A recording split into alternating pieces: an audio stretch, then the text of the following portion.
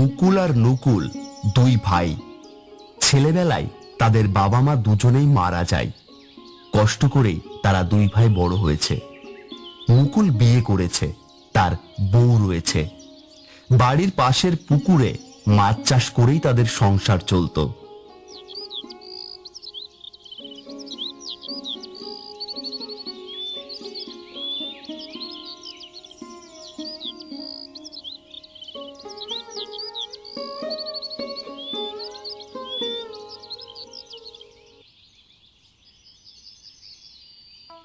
কিরে নকুল, ওঠ এবার, বেশ বেলা হয়েছে। মাছ ধরে সেগুলো তো আবার বাজারে নিয়ে বিক্রি করতে হবে নাকি? বাজারের সময় শেষ হয়ে গেলে তখন কোথায় মাছ বিক্রি করবি শুনি? এই তো ভাই, উঠে গেছি আমি। তোমাকে আর অত চিন্তা করতে হবে না। চলো এই পুকুরে নামবো আর মাছ ধরে বাজারে যাব। দেখবে আমাদের আগে কেউ বাজারে যেতে পারবে না। হ্যাঁ হ্যাঁ, হয়েছে, চল এবার পুকুরে যাই আগে।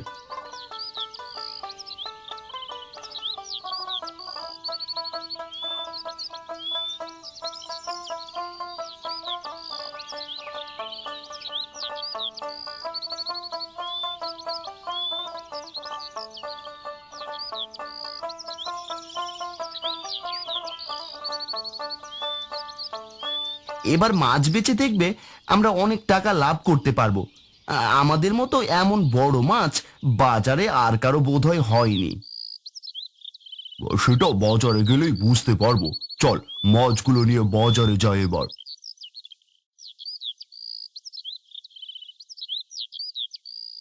মাছ নিয়ে যান, মাছ, সব বড় বড় মাছ, একদম টাটকা, নিজেদের চাষ করা মাছ নিয়ে যান, নিয়ে যান।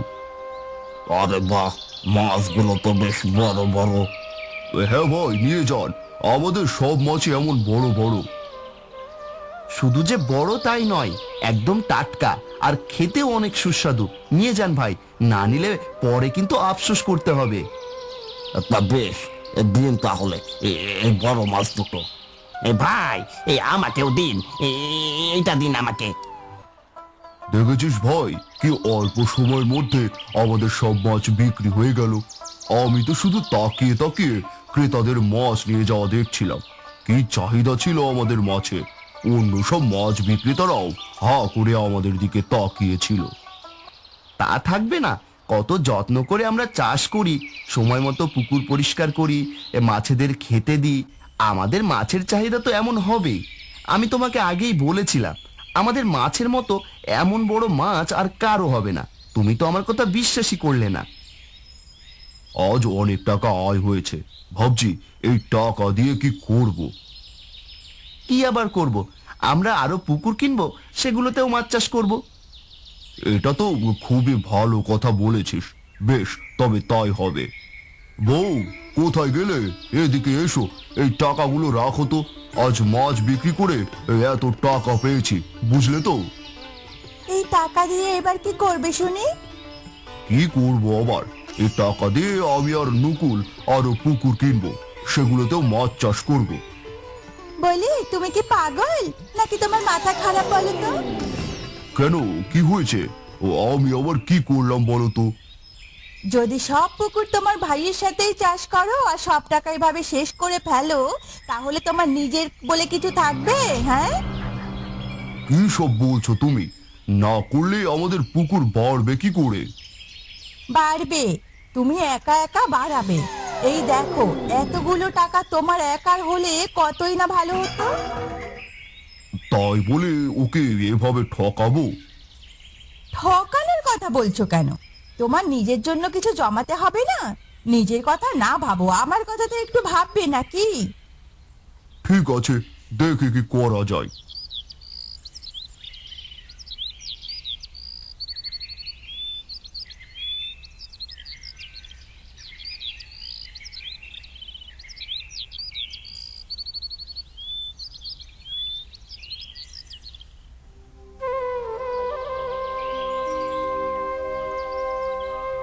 ভাই, মাছ ধরতে যাবে না?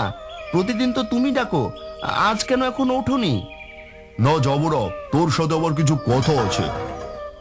কি কথা ভাই, বলো। শোন, বাবা কিন্তু ওই পুকুরটা আমাকে দিয়েছিল। তাই এখন থেকে আমি ওই পুকুরে একাই চাষ করব। আর তুই তোর টাকা নিয়ে আলাদা পুকুর কিনে তাতে মাছ চাষ কর। তোর ভাগের টাকা আমি তোকে দিয়ে দিচ্ছি। ভাই, তুমি এটা কি বলছো? কেন এসব বলছো? আমি একা একা কি করে এসব করব? অত কথা বলে লাভ নেই। এই নে তোর ভাগের টাকা, এটা দিয়ে তুই যা পারিস কর। তুমি আমার সাথে এমন করলে ভাই? এটা তুমি ঠিক করলে না ভাই। একটা সময় তুমি বুঝবে।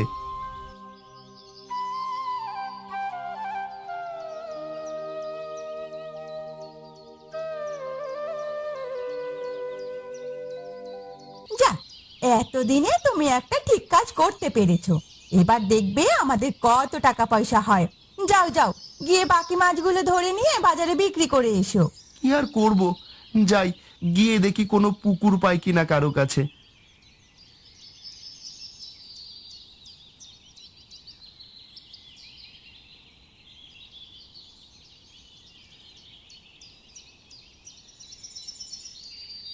ভাই, আপনার পুকুরটা আমায় দেবেন? না ভাই, আমার এই পুকুর আমি দিতে পারবো না। দিন না ভাই, মাছ চাষ করে যা লাভ হবে তার অর্ধেক আপনিও পাবেন। না না ভাই, আমি দিতে পারবো না। ও আপনি অন্য কারো কাছে গিয়ে দেখতে পারেন। ঠিক আছে, কি আর করার, তাই যাই।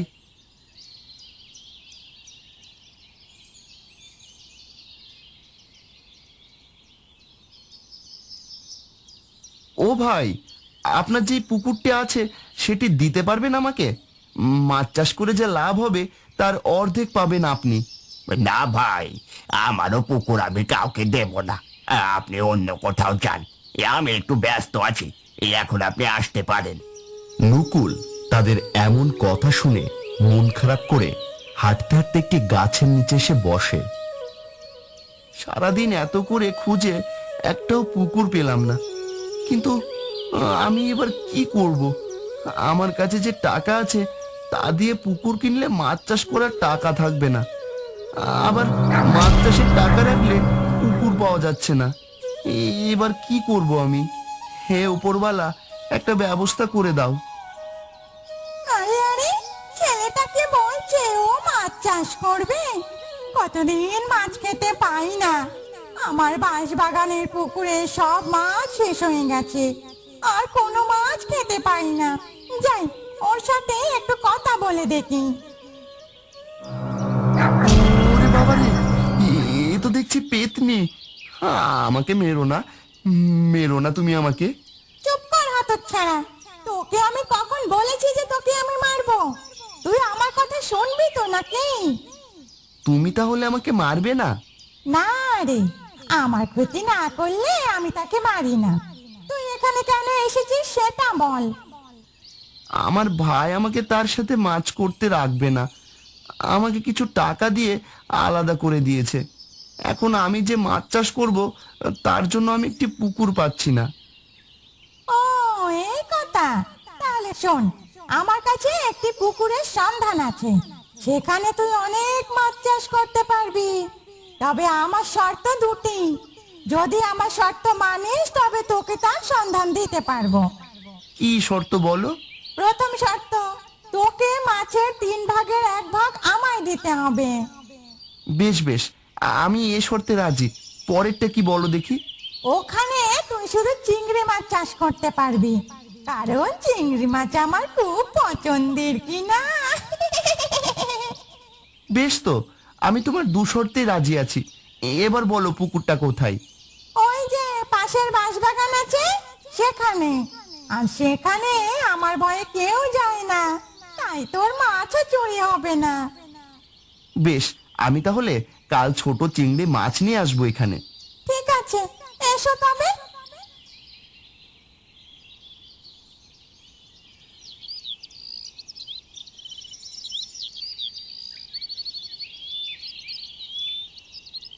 পরের দিন নকুল যথাসময় মাছ নিয়ে বাঁশবাগানের পুকুরে গেল, আর সেখানে সে চিংড়ি চাষ করা শুরু করলো।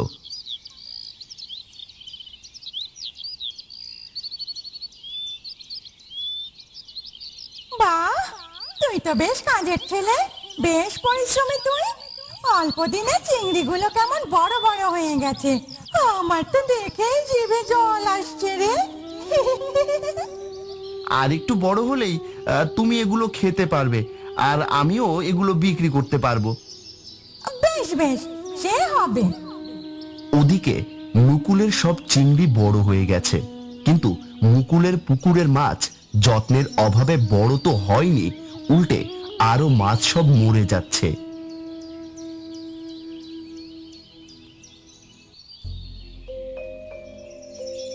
এ কি হচ্ছে আমার? তোমার কথায় ভয়কে তাড়িয়ে এবার যে আমার পথে বসার অবস্থা হয়ে গেল। এই, তুমি একদম আমার দোষ দেবে না। নিজে কাজ করতে পারো না, চাষ করতে পারো না তুমি, এখন কি না আমার দোষ দিচ্ছ? এইসব আমাকে বলে লাভ নেই। কি করে কি করবে তা তুমি ভালো জানো। এই আমি চললাম বাপের বাড়ি।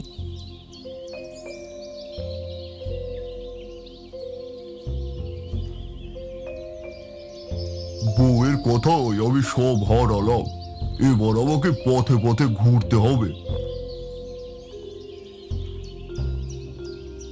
পেতনি, এই নাও তোমার ভাগের মাছ, আর এই আমারগুলো আমি নিয়ে বাজারে যাচ্ছি। বাহ, কি সুন্দর বড় বড় চিংড়ি মাছ। জানিস তো, বেঁচে থাকতে আমি এমন অনেক বড় বড় চিংড়ি খেয়েছি। আমার খুব প্রিয় ছিল এমন বড় চিংড়ি। তোকে অনেক ধন্যবাদ। তোমাকে অনেক ধন্যবাদ পেতনি, তুমি আমাকে অনেক সাহায্য করেছো। এরপর মুকুল সব চিংড়ি বাজারে বিক্রি করে অনেক টাকা পায়, আর অল্প দিনে সে বড়লোক হয়ে যায়।